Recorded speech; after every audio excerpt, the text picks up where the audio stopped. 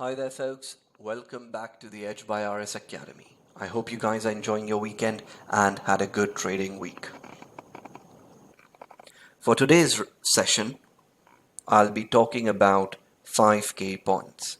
First, the balance rules, primarily because ES traded in and around our two anchor balance ranges from the weekly plan. Second, on how to gauge the strength of a key resistance or support zone. Third, the event nuances. This week we had ISM, which is categorized as a minor event, and then we had the major ones in form of ECB and NFP. Fourth, the importance of the 4 o'clock candle. Now this 4 o'clock is London time because it allows us to gauge what sort of profile shape is under development, and along with the London close, which is at 4:30, the level, along with the profile assessment that we have halfway through, allows us to shape up the remainder of the US RTH session. And fifth, the why behind my certain zones and targets. Now, the past few weeks, I had started covering the week ahead. For this particular recording, I'll give it a skip because I've been very busy with personal commitments and did not get enough time to review. So, best you would want to wait for my weekly plan that I'll be sharing tomorrow, and that should set you up for the week ahead. With that said and further ado, let me switch my screens. So, heading into Monday, right, there were only two elements we were predominantly watching. The first is the prior untested value area low at 53.14 and the last 30-minute bar from Friday, which was about 57 points. The idea was very simple. Either we're going to find that acceleration above spike top, above that prior inside day low at 52.94 and the anchor balance 53.03 to clean up the value area low as well as continue higher, or find rejection somewhere here to retrace at least partial of this late day move on Friday, if not 100%. Now, why I never go for 100% of the retrace, it again all depends on the size of the candle. In this case, it was 57 points, so naturally it makes sense to first target 50%, which also targeted, give or take, Friday's value area high, and then we could go for the remainder of the retrace via runners. So on Monday, we opened inside the anchor balance, which is 53.03. We were above Friday's spike top. Putting these two factors together, it is bullish, and we should have seen a move to clean up or test the prior untested value area low. That did not happen in period A. That was a first warning sign we had. And if you guys recall, those of you who are part of Discord, I took a short at 53.09, if I'm not mistaken, and or 53.11, and subsequently I even took a short at 53.12. So all the two trades that I had taken were shorts, and that is because I wasn't anticipating a breakout given the fact we have ECB due on on Thursday and NFB on Friday, which meant the odds of breakout is very unlikely, and given this candle, which is a 57-point candle, at least a partial retrace or a structural repair would definitely make sense, and that's precisely what we got on Monday. Now, the important clue that gave me the confidence that we're looking for retrace is that period A failed to test 53.14. That's fine. But what's even noteworthy is we had an event, ISM. Now, this is a minor event. It shouldn't be very volatile. But come on, it should be volatile enough to test the value area low. And look what happens. It ends exactly at 53.13. That's where it starts to reverse again. And that is when I knew they are unable to clean it up. despite event pop taking place, and that was enough for me to stay short, call out the short at 53.12 yet again, which is the second time I took a short, all targeting for a potential retrace or the back test of Friday's value area high. And that's precisely what we got. Now observe, we retraced this entire move and we dropped right into the scene of crime. What is a scene of crime, guys? Very simple. The location, the point of origin from where the move took place. That was the start point right here. And look how we get down to it, exactly to the anchor balance stop. Again, if you're part of Discord, this was our support zone.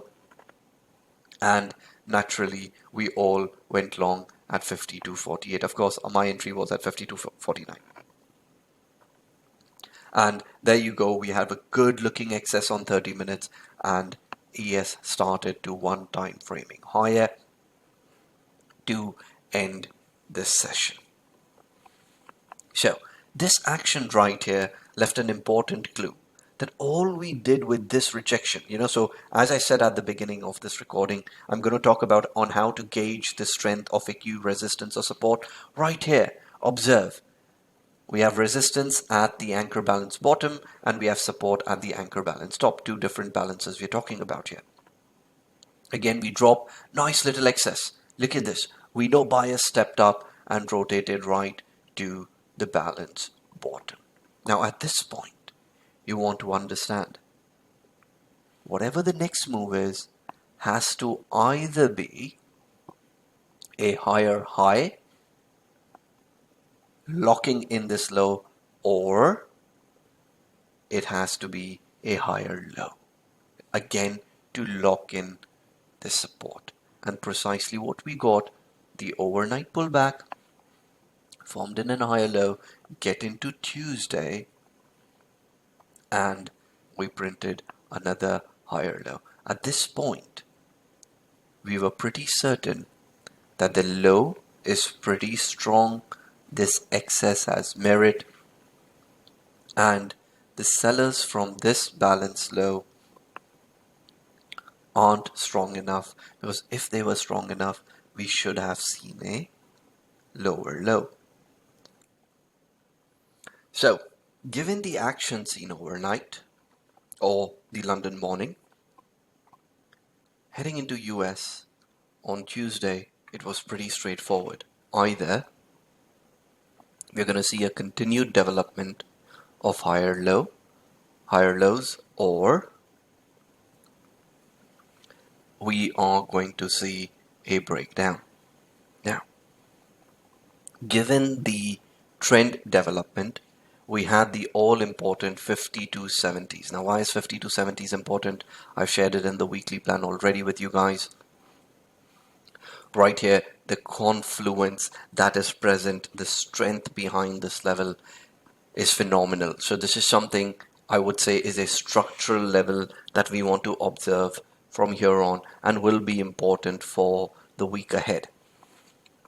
So now is the reason why in the daily plan that I posted, I kept the zone 50 to 70s as it is unchanged, because this is where I wanted to see a higher low form, and that's precisely what we got to yet again see a rally into end of day. Again, observe the pattern: Friday end of day rally, Monday end of day rally, and then Tuesday. These are small patterns that you will observe from time to time, and these are patterns you want to take note of because they do happen.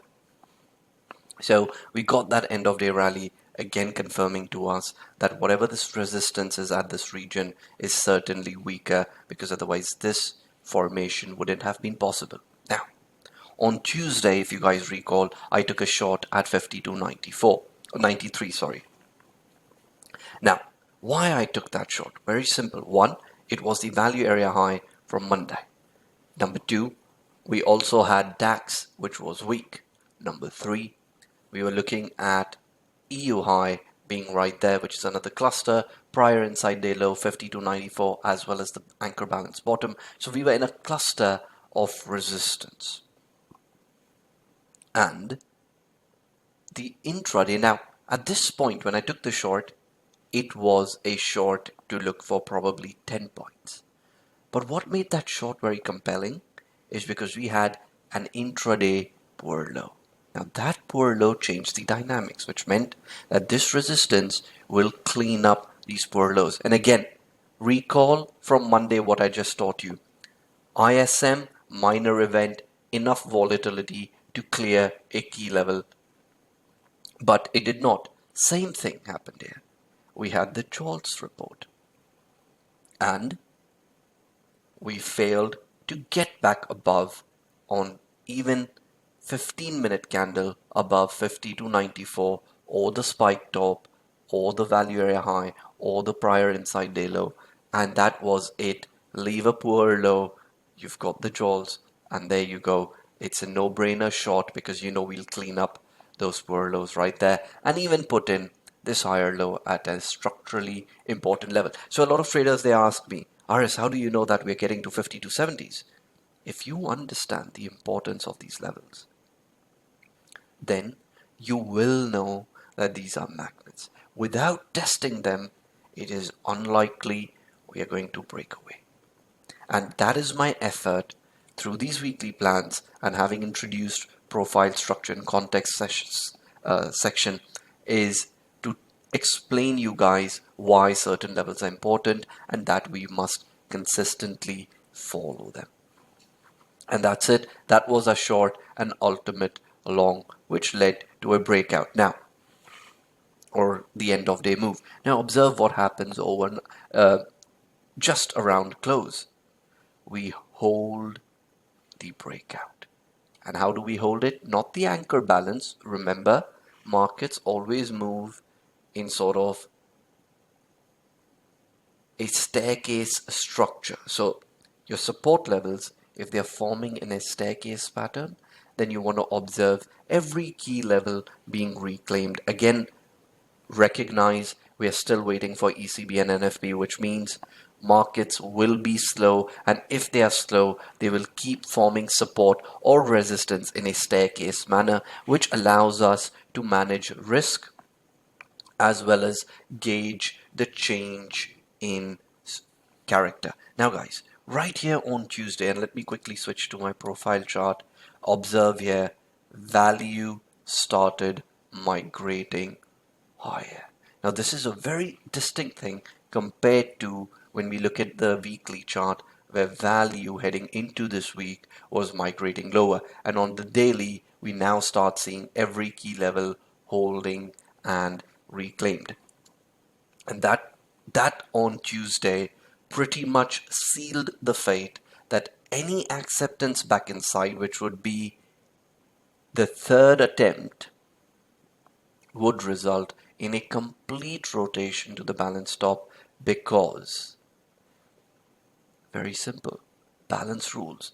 We tried as many times, and the longer it takes for us to truly release ourselves, the quicker and more aggressive will the move be to the other side of the balance. And that's how you want to think. Precisely what happened, stuffed in here, and ultimately found that acceptance back inside, started with the late day pullback, successfully held the prior inside day low for the first time after Friday,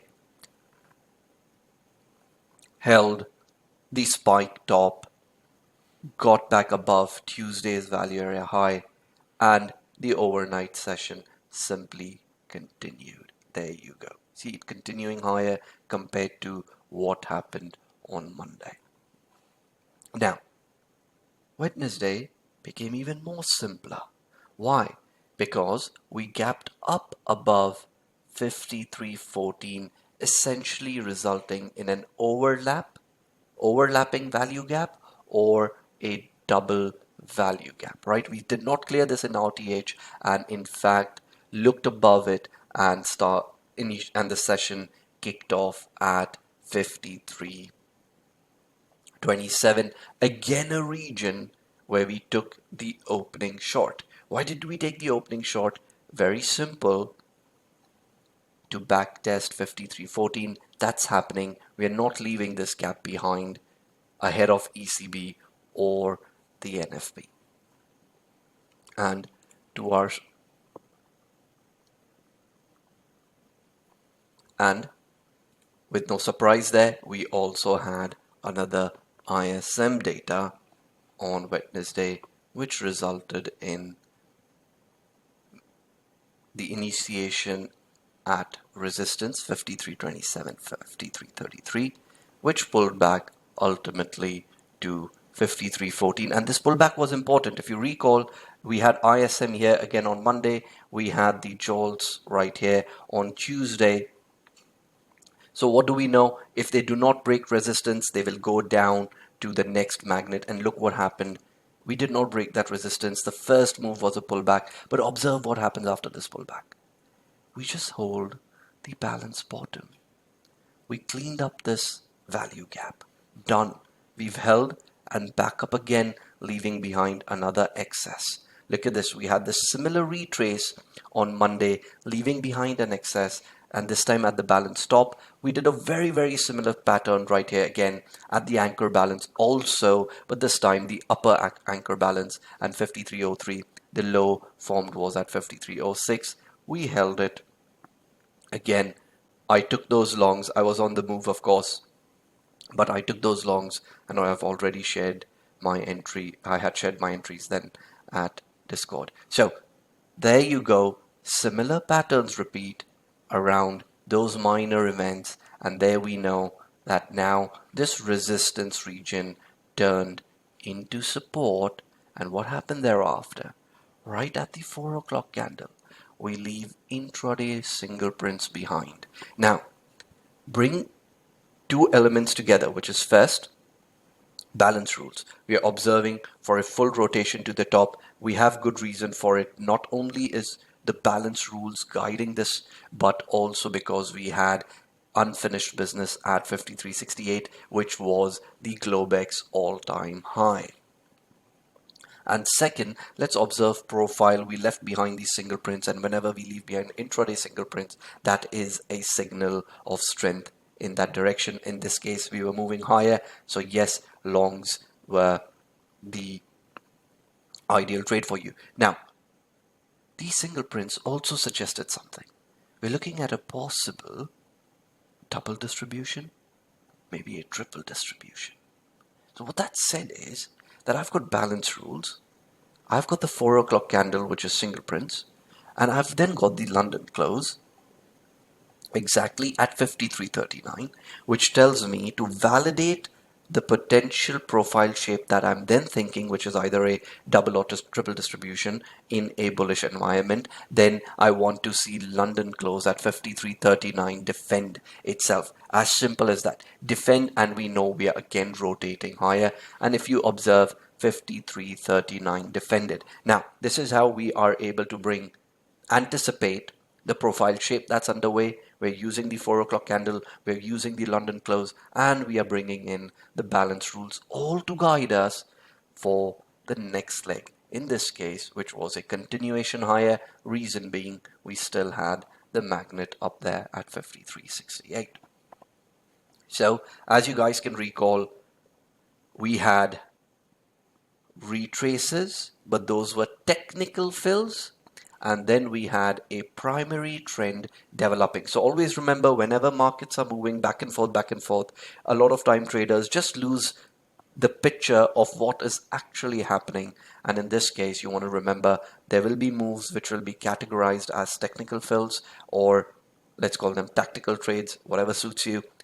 And then we will have a primary trend developing underway. And that is when you want to observe the strength of the support or resistance, the reclaim or the loss of a key level along the way, how sessions are ending, do we have certain patterns that are repeating, do we have magnets to the upside or downside which are allowing us to capture those moves. So I'm not asking you guys to trade every move, okay, that's not healthy in the long term. But as you're observing, and you may feel from time to time you've missed an opportunity, just remind yourself the move that just occurred is either part of the primary trend, or you will get a technical retrace thereafter. So whatever the case, you need to be alert on what elements you are observing for, and today I've guided you with plenty, keeping the events in mind. Now, as soon as this rotation completed, now comes the bigger picture, right? So there are points in markets where you will move from the primary trend to technical fills to the bigger picture. Now, at this point, a lot of traders who follow balance rules will be like, okay, this is a break of balance. I want to look for longs. Now, this is where you guys need a reminder, a pullback, and this is precisely what I said in my weekly plan, that I do not foresee a major move above 53.47. Any move will be short-lived. Why? Because markets will shift from ECB and NFP into FOMC, which meant that any upside that we see will be euphoric at best, and we will retrace back because it is very unlikely we're going to move really far away from at least the last CPI range, which is from 52.70s all the way to 53.47. So, keeping that in mind, right? That's the idea. Now, that essence meant that I don't want to chase any longs above 53.68, and is why on Friday I sent you guys a message on Discord saying that I don't want to chase longs. I'm happy with my runners to capture any unforeseen longs, of course, but my next trade is only going to be looking for a short, because any move will be short-lived. There is some form of cap exhaustion which is present here, and there you go. You saw how we found excess at 53.80s, the same level which was marked in my weekly plan as watch for an excess at 53.80. So already the information was shared with you. We were watching for it, which meant I didn't want to go long for those 12 points. That's not what I'm in for. And you can see how NFP release candle hit 53.80. Again, recall the Discord note. What did I tell you guys? We will look for a 50% and then 100% retrace of the NFP candle. Now that is the technical fill, guys. That's the technical bit of it, right? And look what happened. We hit all the way down to those singles, which was my target, of course. And look what happens thereafter. We retrace the entire move, get to the top of it, and again, sellers took control. So for me, this was the primary trade, and this retrace was technical fill. Now, let's take a step back. So this 53.80s, you guys already know how I identified, which was the 100% inside week extension. I'm not going to go deeper into this right now. Just give me a moment. Let's go back. Thursday. I called for a backtest of 53.40s. Why? Very simple. Always remember, markets will leave behind magnets. Those magnets will not trade in the same session or the next session. These magnets are also assigned, let's say, unofficially assigned to certain events. So it's not only certain levels that we may want to trade into, but there are also certain levels that are targets. Both ways, it works both ways.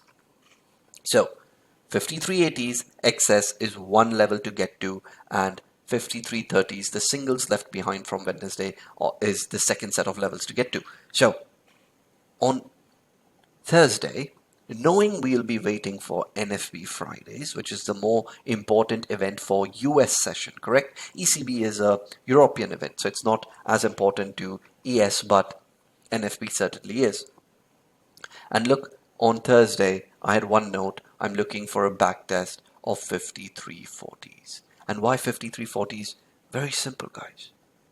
That is the CPI swing high at 53.47. That's why we have got the merged profile value area high as well, which meant any break will backtest on ECB weakness to 53.40s. And that's precisely what we got. Again, this is the ECB candle 1330. We know that event is not very important for US. And how do we know that? Because it was a 11-point bar. Again, if you look at the ISM here, again, 16 points. So these are just minor.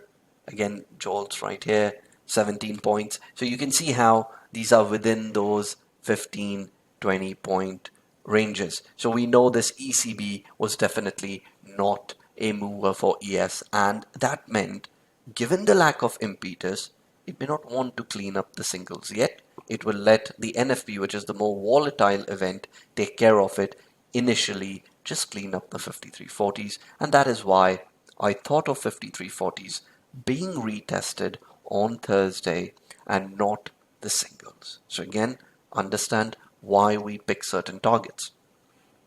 Move on to Friday. Now singles were my target. So if you guys recall my message, I clearly said I'm looking for singles to hit this time, because now we know NFP is the more volatile event, and again we have this. Now I hope you guys have seen how every single session I put this story together.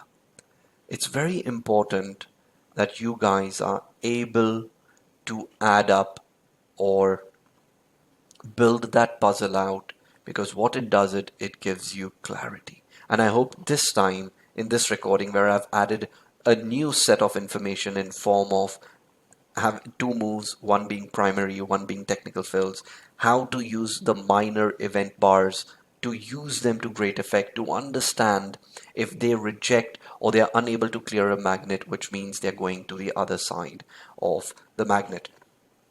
Again, these are important things: patterns of excesses, patterns of late day push, patterns around the anchor balance edges, and on how to read the strength and weakness of certain zones. So now that you know all of this, and this is great information for your journal, something that will be useful to you as we head into next week, because again, we will be in and around these anchor balances, at least until we get past the FOMC. Now, let me tell you why I thought that the NFP is going to be a flush instead of a breakout. Now, this is part of understanding the patterns. So, this is your homework, guys.